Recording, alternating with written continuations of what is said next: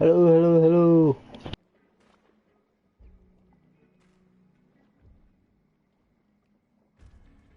Hello. Alright, this episode's gonna be all about the storyline of the Tide of Shadows event. And that's all there is. I'm not gonna really speak at all.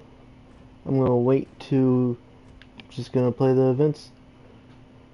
September 29th, 1893. Delphine Transit Log. 4:44 a.m. Underway early to try and beat the storm. Crickets are loud. The river is flat. Mr. Owl missed logging the passengers. Marked down who I saw aboard. Crew. Captain Lafitte. Mr. Owl. Mr. Douglas. Scrawled back Jim. Jellicoe Bennings. Passengers. Mr. and Mrs. Carmichael. Frederick Delowitt from Algiers Ice. Rest unknown. 6:45 a.m. The river is cast in gray light. Higher than this time last year. A row of houses sit half flooded and sunk. There are children on the roofs throwing rocks at us. The captain is thumbing the hammer on his rifle, and I don't bother to stay his hand. 8:15 a.m. We took a deep wake portside and passing a lumber barge. Something heavy dislodged in stowage. Angelico and Scrawlback started to scuffle. Captain stepped in and slapped them both in front of the Carmichaels.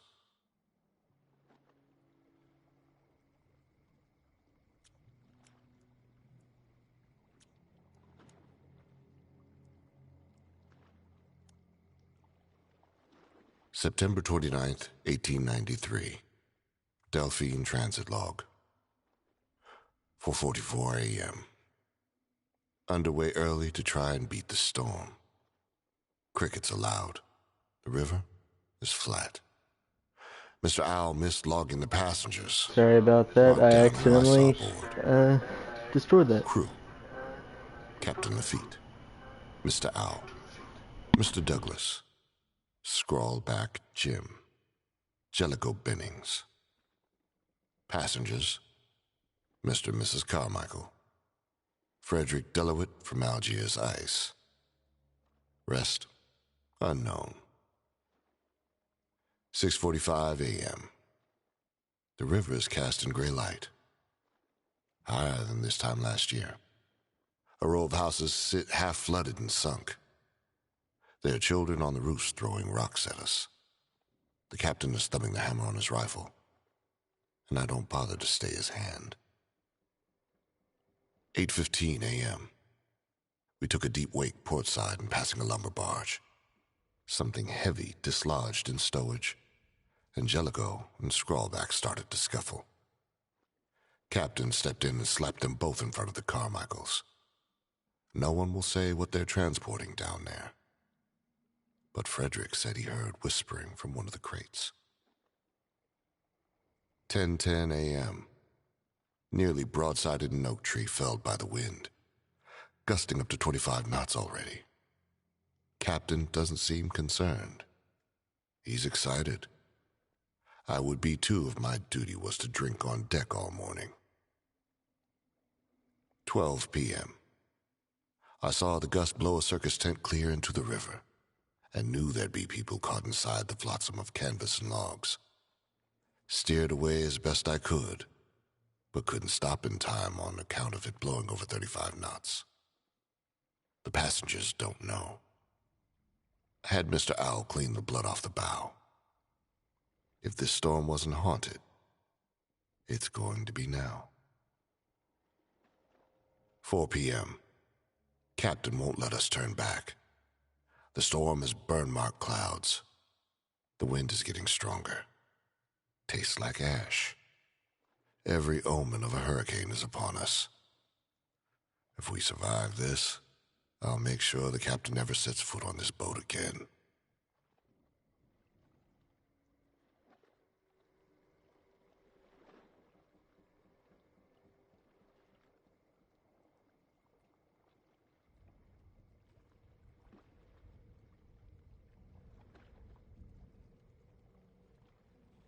Now that was interesting. Now on to chapter 2. 1895, summer. Tale of Submission, verse 1. May I doubt the strangeness of the clouds no more. Many forget, but those of us who remain grounded know that there is something darker lurking behind them. There is a sickness in this rain. It clings too long to leaves and bark. The sound of it dripping on the soil is wrong. Each drop leaves the impression of an insect's footfall in my mind. And the mist here tastes rotten, and I'm repulsed anew with each breath. The strange folk about are not bothered by the wetness. They dart out of bushes in the rain, holding iron, boards, rack. They're building a sculpture from this driftwood and the gnarled parts of a boat wreck. They carry each piece as a sacred object, a rare treasure. They are too caught up in their work to notice me. I slunk to the altar they constructed and discarded the secrets of my honor to its tainted form. In return, I have gained a shadow, an extra shade over my own. The corrupted cannot see me now, not the hives with their screeching and swarms blown like leaves, not the armoreds strung with wild barbed wire. If I'm quiet, I slip between them. I'm a shadow thin enough to cut light. With the bayou's blessing, I can hunt the miscreation known as Rotjaw. But I have lost something. When I close my eyes, I see veins of silver. They are my own veins, but it is not my blood inside them. It is blood from a different land. I feel it. Something else seeing through my eyes instead of me. Something beckoning me to kneel on the banks, to kiss the tracks of the beast with its jaws open to the clouds. The beast that drinks this rain and wishes upon us the foulest season of rot and bloom.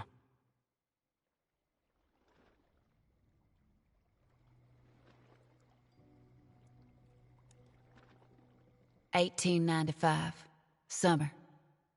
Prosychomai of the Primal. Volume 1, Chapter 1. This is the vow all primal share. I've only seen a glimpse of her through the overwash, rot-dappled, lumbering with a full-bellied sway. There was someone inside her, not whole eaten. They shot a gun through her flank to escape, but she tensed, twirled the angels of her stomach, and crushed them so only an arm dropped out. I gathered that arm. I enwreathed it with blue crab. I balanced it on the bitten carapace of a turtle to make myself a compass. Not one that points near north, but one that aims true to the wishes of men soon to be preyed upon. The others want to gut her, lash her mandible, sip her salt life until its red be gone, and they possess magics not known.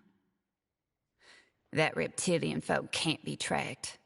He has gained some instinct, some knowledge of my presence without regard for the direction of the wind or sound.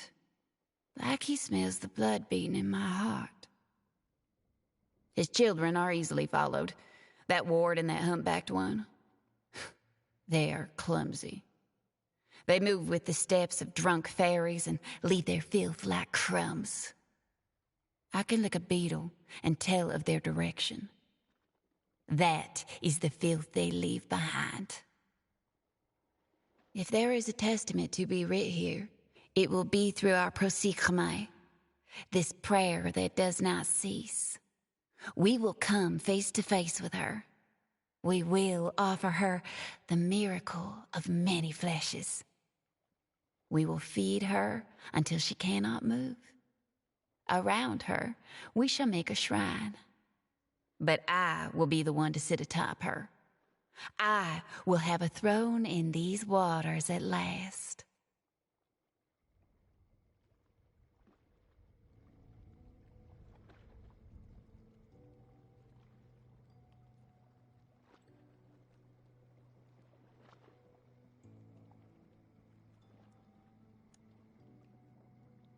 October 1st, 1893. Delphine Transit Log. 2 a.m. Hell is real, and I am inside it. I am certain there has never been a wind such as this on these shores, or else there would be no shore left to stand upon. 2:30 a.m. The paddle wheel is churning up bodies of drowned people. They're bursting on the deck when they fall. 2:45 a.m. We pass through a wall of insects. It seems everything is made of them now.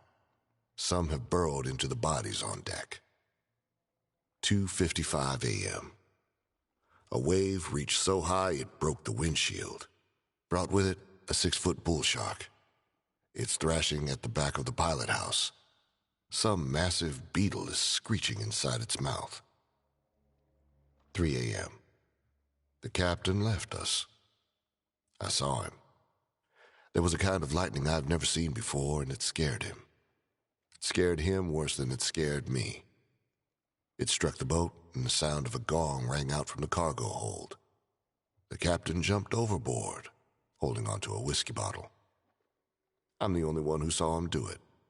No one is going to believe me. 7 a.m. We are lost. This is not a poetic statement of the ship sinking. We are somewhere that in no way resembles any causeway, inlet, marsh channel, or tributary on the map. At first I thought it would be on account of the tide surge. Everything is flooded. But no, we are somewhere else. The storm seems to have put us in its eye, and the breeze is calm, steady. I would say it blows from the southwest, but the compass is erased. I mean to say something has cleared all markings from it. One more note. The sun didn't rise. I think the storm is eating it.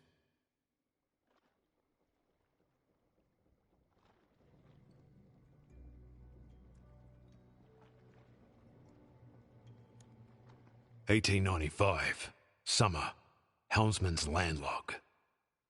The smuggler's pact is to put gold before souls. If they don't bleed money, I don't care what risks they take. But the captain smells land-worn. A coward, even. He clings to his rifle and sweats. She's near. He sputters. Rimbo, Jazz, into the dew reeds to look for the cargo. Don't linger at the trace. Get in the reeds, they do. They slide through the pluff, mud, and heron bones. Me and the captain wade across the still water and take cover behind a palm fringe. We watch them get distracted by the trace. The creek trembles. It shivers, rattles my knees. The rotjaw breaches with Jazz clamped in her mouth. Those jaws could crush a cannonball. I don't know what to call what they do to Jazz's head. Wind surges. It whitecaps the marsh upstream. I brace for the gale force, steady the captain as he shoots. He's got dizzy aim, sends a bullet through Rimbo's chest. Rotjaw purges her shackles. Bolts of blue-green lightning leap from the water and burn Rimbo. His scream comes out of his eyes instead of his mouth. I guess that's because his mouth is gone. Captain gave up watching the frenzy. He stares east. There it is. Mother of Mary, there it is. The captain drops his gun. The smokestack of a ship rises through the gator froth. It steams with a dead fog, but it's real. Knocks a tree over. Rotjaw stops playing with what's left of Jazz and Rimbo. She slinks away and follows the smokestack as it glides downstream on vapors. I don't see how we're supposed to get treasure from a ghost ship, I tell the captain. He winces. I imagine he's thinking the thoughts of all cowardly captains, that one day gold might float true enough to save him from what he's left to drown.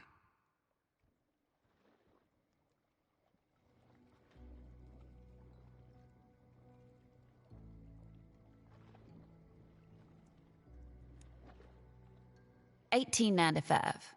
Summer. Prosychomai of the Primal. Volume 1, Chapter 2. She's generous with her gifts. I find her cage perched in the middle of the still water, rocking like a cradle with 2 hunters tucked inside. Pine beetles march up their legs, enter the chapel of their mouths, and come out of other holes and windows. What kind of prayer is at work here, I do not know. But I study the patterns of the beetles till dawn.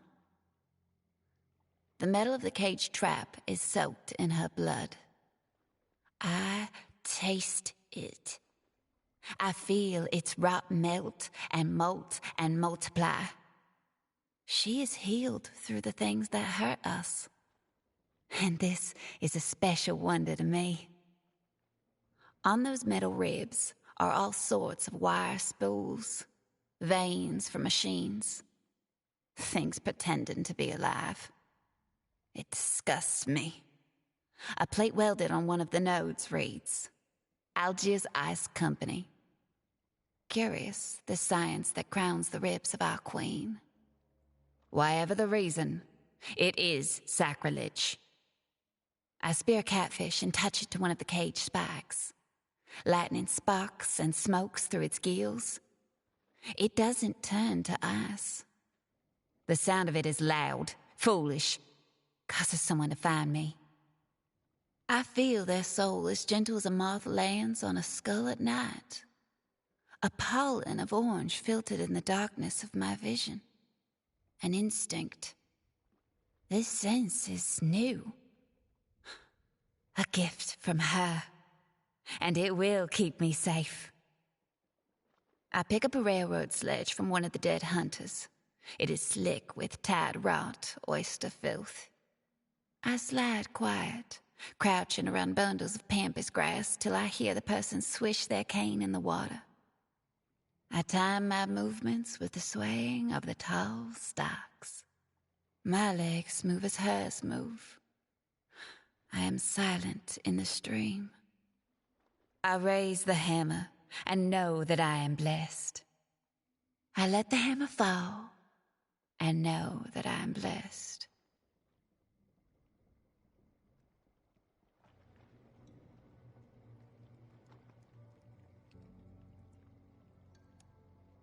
October 1st, 1893.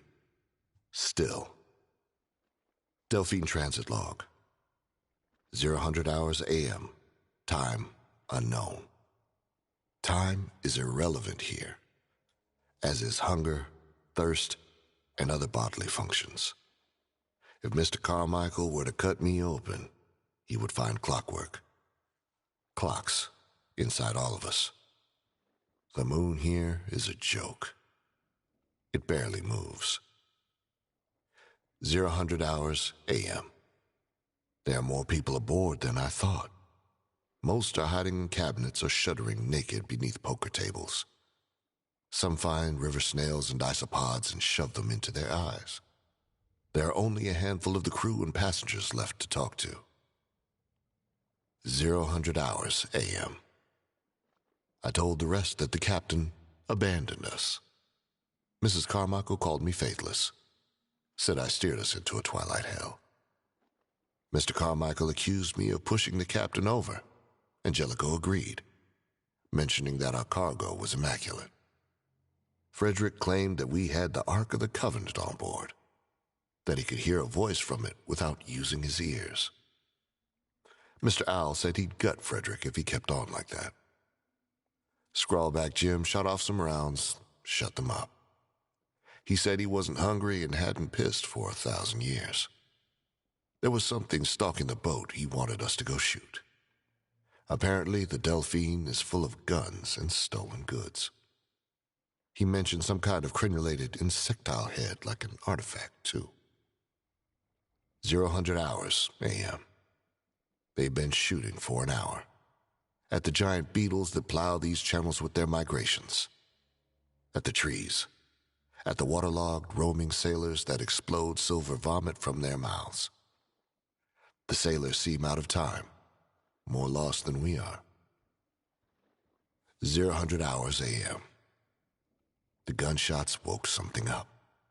It raised the Delphine a whole foot out of the water, then swam out, turned, and rammed us head on.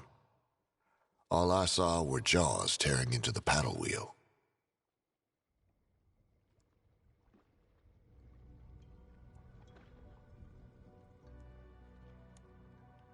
"1895, summer. Helmsman's landlog. They say time heals all wounds, but it runs like water and drowns the unwary. When you untie me, I'm going to stab you, the rat told me. She was wet and shivering. I shoved a rag into her mouth, smeared grease across her eyes out of courtesy. Testing the powers of a ship curse is brutal work. Captain left to talk to that man, Finch. Orders were to see if the Delphine had blessed us. I went beside Glib and the gunrunner by the altar we found. I didn't feel this would work. The rat was in the middle of the river. She couldn't move a finger lashed to that tree. I shot first, hit her in the shoulder. She didn't make a sound. Glib and the gunrunner shot her next, both in the legs. She made a sound then. It was muffled through the rag. I watched her through my scope. Damn me if I don't speak true. The water boiled at her waist. Her skin spit out each bullet. The holes closed, all healed by the water. I shot the knot, let her loose. Glib spat tobacco at the altar. "This don't mean anything. The Delphine is running from us," the gunrunner told me. "From the captain." We hadn't seen or heard the rat swimming. She was just there.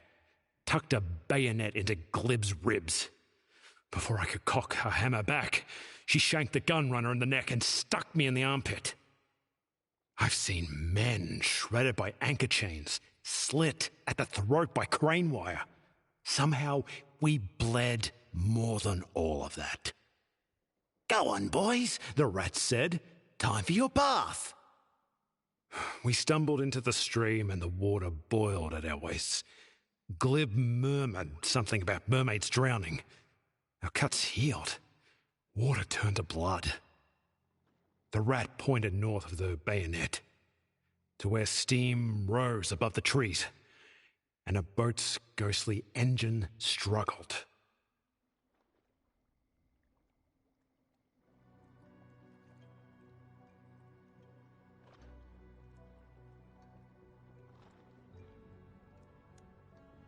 October 1st, 1893. Forever. Delphine Transit Log, 00 hours a.m. It seems we've been underway for 10,000 years. It feels like I'm made of ley line and fog. Mr. Carmichael can't leave the saloon without licking 5 barnacles in ritual sequence. North, south, south, west, east, south. Mrs. Carmichael lives inside what remains of the paddle wheel now. She hugs the axle and spins with each turn. Sometimes I hear her singing. Frederick has been building a contraption. He says he can use it to transport us home. When he leaves the cargo hold, I go and break parts of its cage. 00 hours a.m. Mr. Owl caught a beetle the size of a sea turtle and tried to bring it aboard. He was going to try eating one again, but that alligator lurched out of the water and snapped his arms off. Mr. Owl won't be flying anytime soon. Again, that young girl was on the banks, watching, moving her hands all strange. Maybe she can control that thing. Maybe she can control all of us. 00 hours a.m. Mr. Owl has rotted from the inside out. Last word he spoke was rotjaw. 00 hours a.m. After the 5th attack by the rotjaw, we were boarded by a man on a rowboat, some stranger we'd never seen before. It shocked me. It ruined my view of this place as pure and chartless. The man said our cargo was special. He said the insectile head buried under the guns was special. Julius Caesar sacrificed a goat on that very relic, the man said. Napoleon Bonaparte tried to feed it to his horse, too. He said the object once showed a man how to make the very first fire. He said if we shoved it inside that alligator, we'd all go home. He tapped the deck with his cane when he said, home.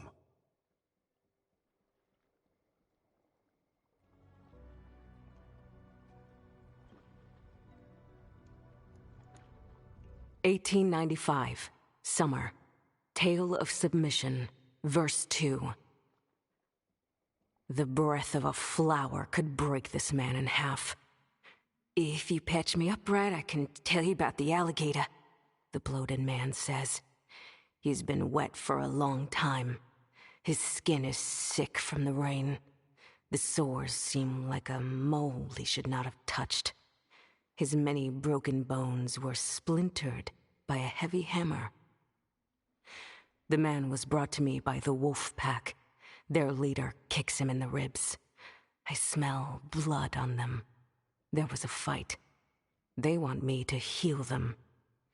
If they betray this kindness, I can squeeze their life back out. They hand me a trait totem. I grip its skull and channel the restoration within, as I have heard done before. The thing is dark and hot, and its energy is strong. I feel blood multiply inside the wolf hunters, and the mold withers away from the lowly man's flesh. The totem vanishes. You are Mr. Shari? I ask. A weak name. A name for a worm. Even a worm has seen things you have not. He stands. I hand him a stick instead of his cane. How has this rotjaw come here? I place my hand over his on the stick. I squeeze hard enough to make him bleed again. There is a man who has traveled to another place, the land of the dead. He brought something back and used this monster to do it. He's selfish. Where is he? Does he too have the name of Worm? No, he has the name of a bird, Finch, and I know where he'll be when the sun rises. Will the rotjaw be there? I draw a grub on the man's face with his own blood. Yes, she strikes at the sun like men break their teeth on gold.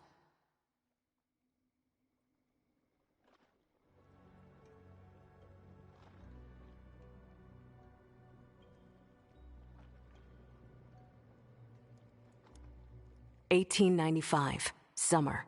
Tale of submission, final verse. I'm riding her snout through the wind, and her mouth is creaking open. The murmuring deafens me. Arcs of lightning bloom across the swamp, boiling the silver veins inside my eyes.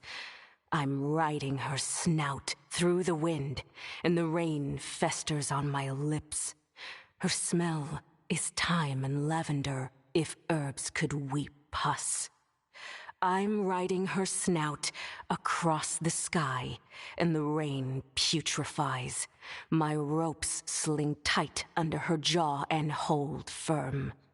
I plant my fear inside my spit, and I spit into the holes of her jaw. This is my respect. Her spit is the color of fireflies squashed between a child's finger and thumb. I'm riding her snout across the bottom of the river, and the rocks cut me. I'm riding her snout through the boards of a shack, and her entrails snag on wood and glass. Her rot blossoms in the creek, and many fish burn and blacken, and I breathe in their life to give my arms the strength they've lost. I'm riding her snout over the creek, and her tooth shears the lashing rope. She death rolls. I let go. The bow of a ship steams in her lightning filth, arching over her. I'm standing before her open mouth, and I bow, my arms out. If I drip on her tongue, she'll bite. If I breathe into her, she'll bite. I stand still. I swallow vomit and the rain. Inside the rot jaw, I see an object not of this land. Its head-like, maybe a paper fossil, maybe a pupa birthed from the first insect to tread on land. Its decay whispers in languages not heard since people first made fire. I dodge the rotjaw's bite. She sinks with the boat. I know now what has fouled this rain.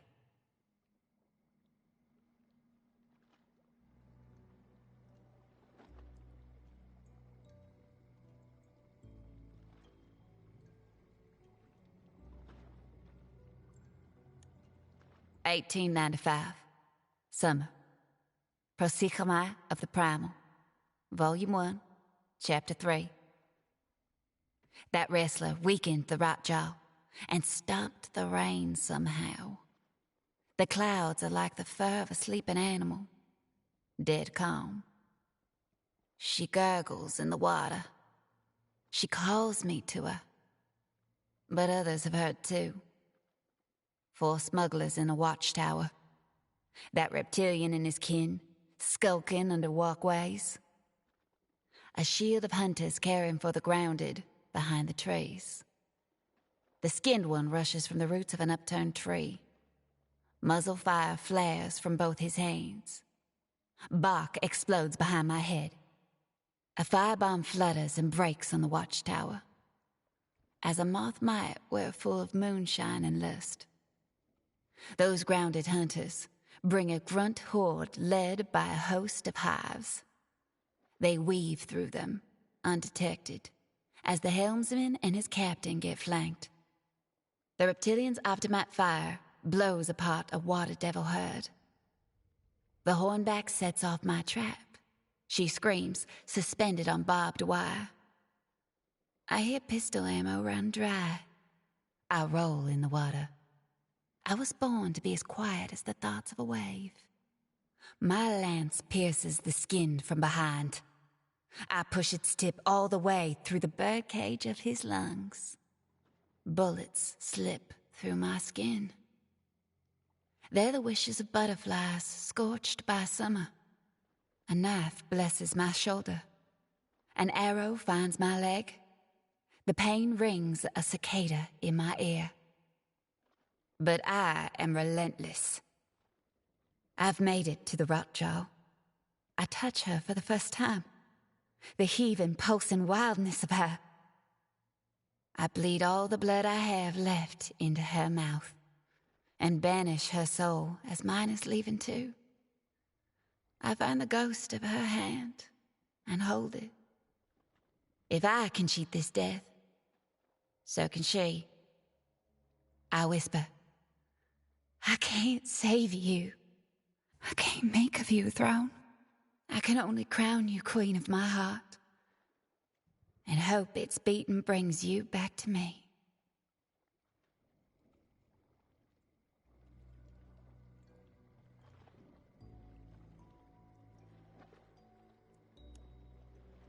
October 1st, 1893. Eternity. Delphine Transit Log.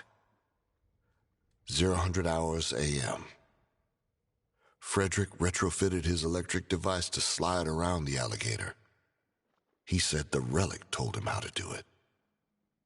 When he thinks he's alone, he cradles the thing like a baby, letting the isopods that follow it suck his fingers. 0000 hours a.m. I have a plan to stop Frederick's cage and whatever the man in the rowboat wants. If I could feed them to the Delphine, I would. If my plan works, I'll die. 0000 hours a.m. I stepped off the Delphine for the first time. I wanted to know what it was like, but but she is more a part of me than my own blood. We are married. I could never leave her like the captain did. I will stay here with her. We will have a kind of children together, I think. 0000 hours a.m. Mrs. Carmichael sings when the rot jar comes near. She has sang for a whole geological age, but the thing has not appeared. Something else is about to happen. 0000 hours a.m. The storm is back. Mr. Douglas has been shooting into the wind to try and stop it. Mr. Carmichael is licking his barnacles in reverse order. His wife won't stop singing from the paddle wheel. 0000 hours a.m. Damn them all. They put a meat hook through Scrawlback Jim and drug him on a cable as bait. It happened too fast. The rot jaw bit down, and they used the paddle wheel as a winch to reel it onto the main deck. It set that young girl on the banks to screaming. It set Mr. Douglas on blue fire. It set me to work to save the ship.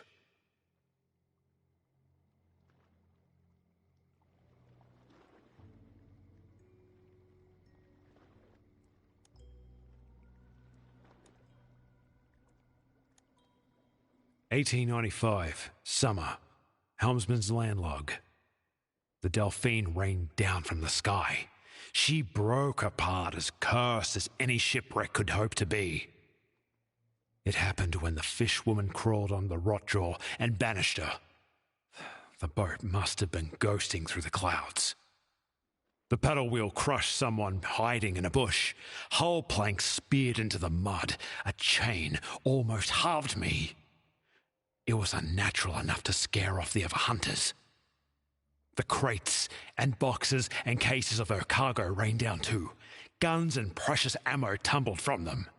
I picked up a double-barreled rifle with a shotgun bored beneath. I could tell it was more art than weapon. It was worth the lives of 100 men. Captain ignored the goods. He sifted through the black entrails of the gator. A rowboat fell and about killed him. I heaved the captain out of that I-core and noticed a gathering approach. They shambled in the manner of priests, gathered all the Delphine's debris. The largest of their following stared me down, while the rest constructed an altar. Some familiar hooks slung over his back and steamed.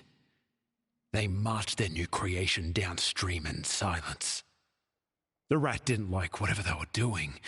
I suppose she was done with damning her soul for money.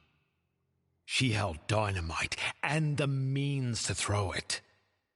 I shot her in the back before she could. The bundle went off in the water and tossed her. The rat hung on to life, and those gathering driftwood drug her to their shrine. They stacked and mounted whatever guts of the Delphine they could find. They readied their ritual. I watched the rat's soul get turned inside out and absorbed. It looked like a cloud. It smelled like the rain. Maybe that's what this rain is made of. But who's left to care when there is treasure to sell and guns to fire? I saw something gold in the water. I waited and stared and waited longer to see if it would float.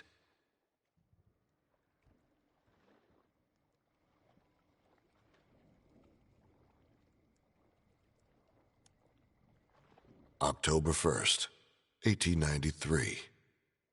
Time has an end. Delphine Transit Log. 0000 hours a.m. Frederick has doomed himself and the crew. But not me. Not the Delphine.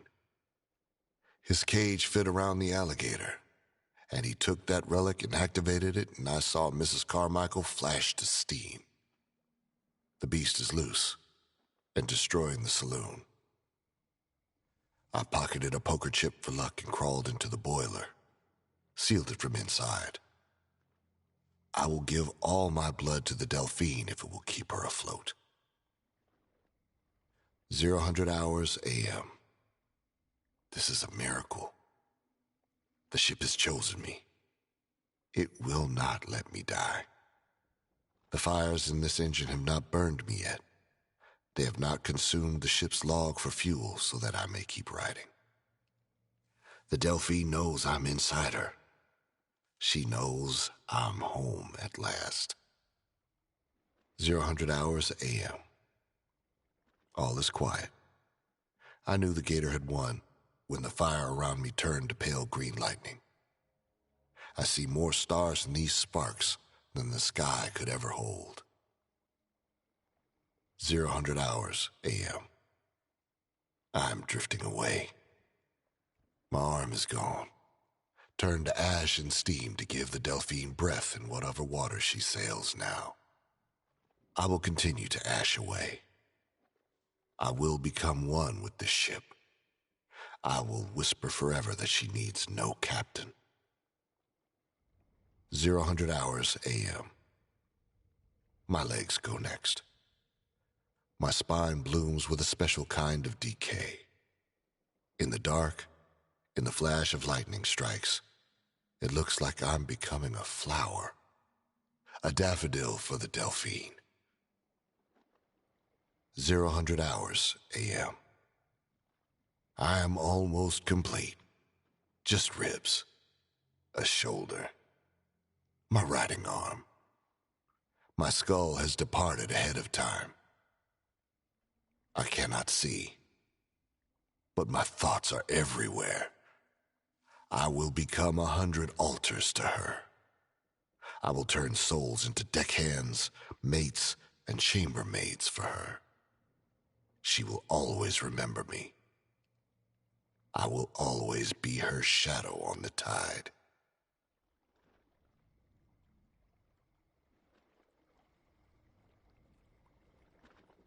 Well, that was interesting. Well, thank you guys for enjoying this video. That's all I'm going to be doing for today. Hope you guys enjoyed. It was certainly an interesting story. Goodbye.